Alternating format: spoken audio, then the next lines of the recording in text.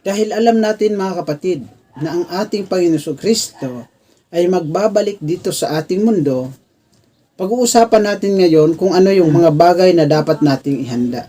At mayroon akong isi-share sa inyo na 4 na bagay na dapat nating ihanda, at yun ngayon ang pag-uusapan natin ngayon.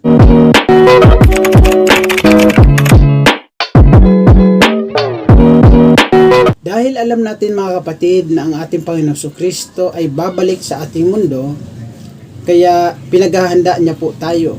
At yun po ang sinabi ng ating Panginoon Kristo sa aklat ng Mateo, kabanata 25 at ang talata ay 44. Ang sabi doon, maging handa kayong lagi sapagkat ang pagdating ng Anak ng Tao ay darating siya sa mga oras o sa panahong hindi ninyo inaasahan. So mga kapatid, isi-share ko sa inyo ngayon ano yung mga bagay na dapat nating ihanda, at bago yon mga kapatid, babasahin ko sa inyo ang very exciting moment mga kapatid na mangyayari sa mga mananampalataya ni Kristo sa kanyang muling pagbabalik. Ito mga kapatid ay mababasa natin sa aklat ng unang Tesalonika, kabanata 4 hanggang ang talata ay 16 hanggang 17. Ang sabi dito mga kapatid, sa mga araw na yaon, kasabay ng malakas na utos ng tinig at anghel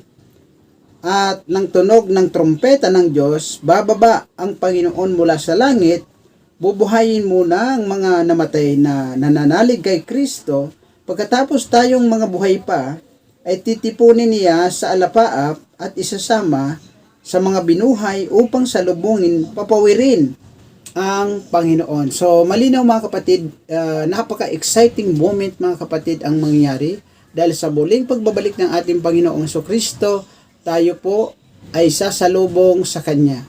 At hindi lang po yun mga kapatid, ang mga namatay na nananampalataya sa ating Panginoong Kristo, sila man din ay kasamang bubuhayin upang maging kasama natin sa pagsalubong sa Kanya. So, di ba mga kapatid, very exciting moment po yun, na hindi mo halos maisip na tayo ay papailan lang sa impapawid para salubungin ang ating pinakamamahal na Panginoong Kristo. So mga kapatid, ano yung 4 na bagay na dapat nating ihanda? So mga kapatid, i-share ko sa inyo yung number 1 na dapat nating ihanda is yung ating pananampalataya. Yes mga kapatid, palagi kong sinasabi sa inyo sa aking pag-share ng Word of God na ang pananampalataya ay paniniwala mo sa isang bagay na hindi mo nakikita pero tiyak na mangyayari. Yan po yung pananampalataya. Yan pong pananampalataya mga kapatid ay yung ating paniniwala sa ating Panginoong Diyos. Ang sabi sa aklat ng Hebreo, it is very impossible to please God without faith. At maging ang ating Panginoon Kristo mga kapatid ay nagbitaw ng salita that faith can move mountains. Ibig sabihin, ang pananampalataya natin, ang paniniwala natin sa Diyos ay maaaring makalikha ng mga himala. So mga kapatid, malinaw po na ang una nating dapat ihanda sa muling pagbabalik ng ating Panginoon Kristo ay walang iba kundi ang ating pananampalataya. At ang pananampalataya mga kapatid ay mababasa na po natin yan doon sa aklat ng Hebreo, kabanata 11, nandoon po nakalista yung mga naunang tao sa atin na nananampalataya sa Panginoon, like Abraham, nila Moses, nila Elijah, at mga iba pang mga propeta. So mga kapatid, number 1 yung ating pananampalataya, yung ating paniniwala sa Panginoong Diyos. And number 2, kailangan natin ihanda yung ating pagtitiwala sa Panginoon. Yung ating trust sa Book of Proverbs, ayan, 3:5, trust in the Lord with all your heart, lean not in your own understanding, in all your ways acknowledge Him, and He will make your path straight. So, napaka-importante mga kapatid yung ating pagtitiwala sa Panginoong Diyos. Isa po yan na napakahalagang ingredients na dapat nating ihanda sa muling pagbabalik ng ating Panginoong Jesucristo. Iba mga kapatid yung tinatawag na naniniwala ka lang kaysa doon sa nagtitiwala ka. Isang napakagandang ehemplo or example nito, yung isang kwento ng isang serkero. Yung isang serkero, mga kapatid, ay naglagay ng tali doon sa tuktok ng building. And then, sa isa na namang building sa kabila, naglagay siya ng lubid. At sinabi niya sa kanyang mga audience, naniniwala ba kayo na mula dito sa building na ito ay tatawid ako dito sa pamamagitan lang ng bisikleta? Yung mga audience, mga kapatid, ay nagpapalakpakan, naghihiyawan, ano? At nang sabihin ng serkero, sino sa inyo ang gustong sumama kasama kong tatawid dito sa lubid? So mga kapatid, walang nag-volunteer kahit isa. Ibig sabihin, naniniwala lang sila pero wala silang tiwala doon sa nagsabi. Dito mga kapatid, sa pagtitiwala or sa trust, dapat yung tiwala natin sa Panginoong Diyos ay buo. Talagang pinaniniwalaan natin siya na siya all-powerful God. Siya po ay makapangyarihang Diyos. At lahat ng bagay daw na ating ikikilos, dapat iaayo natin sa gusto niya. Ayan po yung tinatawag na pagtitiwala sa Panginoong Diyos. At ikatlo mga kapatid, ano pa? Yung ating pagkakakilala sa Kanya.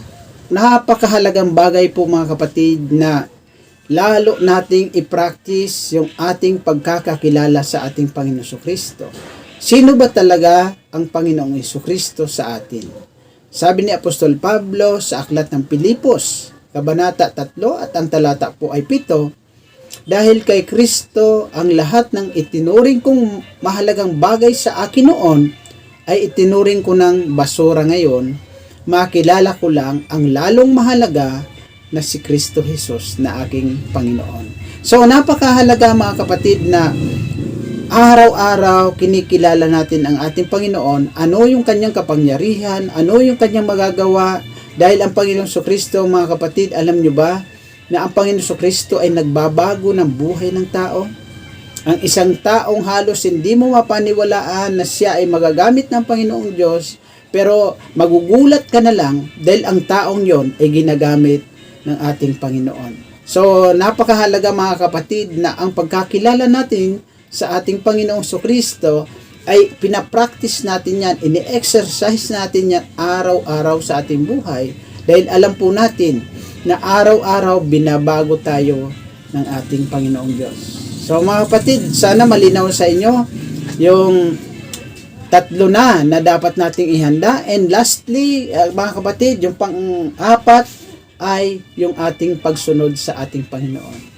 Sabi ng ating Panginoon Jesucristo sa Lucas Kabanata 6 at ang talata ay 46, tinatawag niyo akong Panginoon, Panginoon, pero hindi naman ninyo sinusunod ang aking mga utos. So napakahalaga po yung ating pagsunod sa ating Panginoong Diyos. Napakahalaga po na hindi lang natin siya tinatawag na Panginoon, hindi lang natin siya tinatawag na ating Panginoong tagapagligtas, kundi sinusunod po natin siya.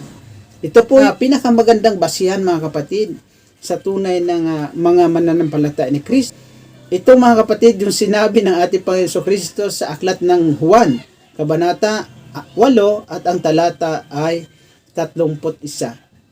Sabi niya doon, makikilala nila na kayo'y tunay na mga tagasunod ko kung sinusunod ninyo ang aking mga utos. So napakahalaga mga kapatid na kung ikaw ay mananampalataya ng ating Panginoon Jesucristo, dapat taglayin natin o ihanda natin ang apat na elementong ito.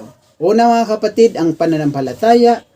Ikalawa mga kapatid, yung ating pagtitiwala sa Diyos, yung ating trust sa Panginoon. At ikatlo, yung ating pagkakilala sa Kanya, lalo pa natin siyang pinapalalim. At ang ikaapat mga kapatid, dapat mayroon tayong pagsunod sa ating Panginoon. Kapag tinawag nating Panginoon, siya ang Lord, siya po yung ating sinusunod. So mga kapatid, kung nagbigay ito ng kaunting liwanag sa inyo, kung nagustuhan ninyo yung mga ganitong content, so mga kapatid, nakikiusap ako sa inyo na i-subscribe ninyo ang channel ni God's Grace Channel. I-click nyo lang yung bell button dyan sa baba para lagi kayong ma-notify sa lahat ng video na ipapanood ko para sa inyo. So mga kapatid, marami pong salamat sa inyong pagtangkilik, sa inyong pagsubaybay. pagpalain tayong lahat ng ating Panginoon.